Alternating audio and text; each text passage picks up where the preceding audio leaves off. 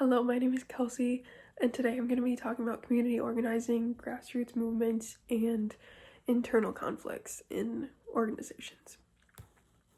Community organizing is a method for empowering people and communities with aim to expand the influence of those traditionally not included in decision-making roles.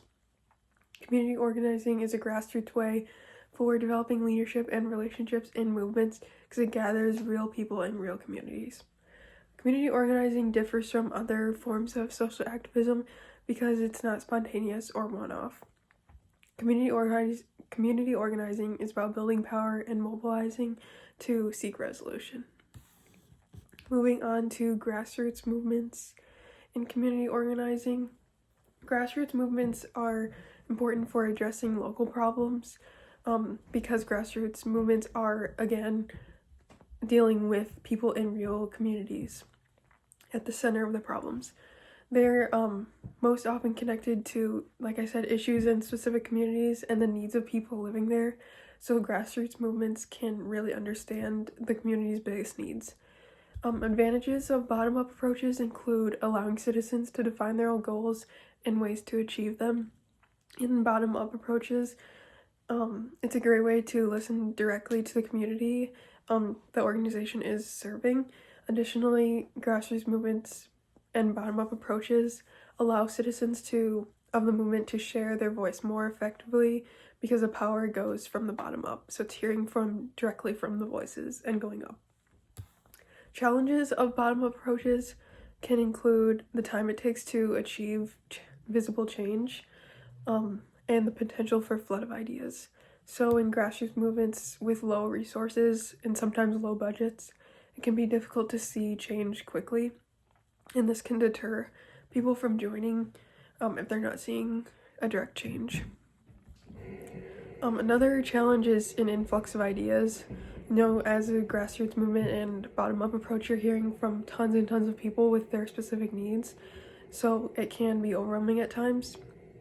So it can be difficult as well with the lack of resources to hear all of that and get it all done. Moving on to internal conflicts within movements.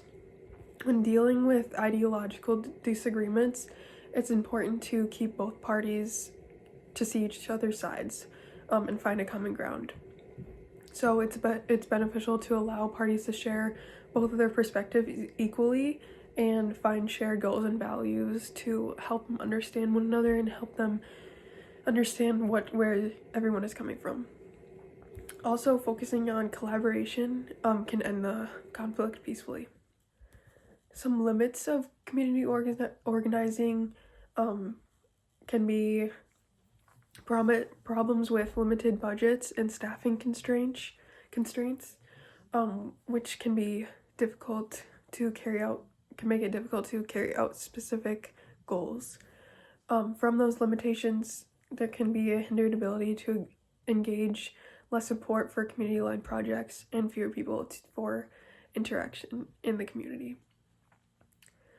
Another obstacle, in community organizing is opposing viewpoints. So in your organization or community, there can be people with different visions of what they want to get done or how it should be done.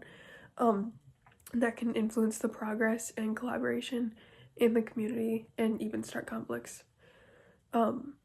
Finally, issues like Melinda Wells talked about in her TED Talk, such as resistance or lack of understanding about something that can cause pushback in creating change, can also hinder change in community organizing and challenges.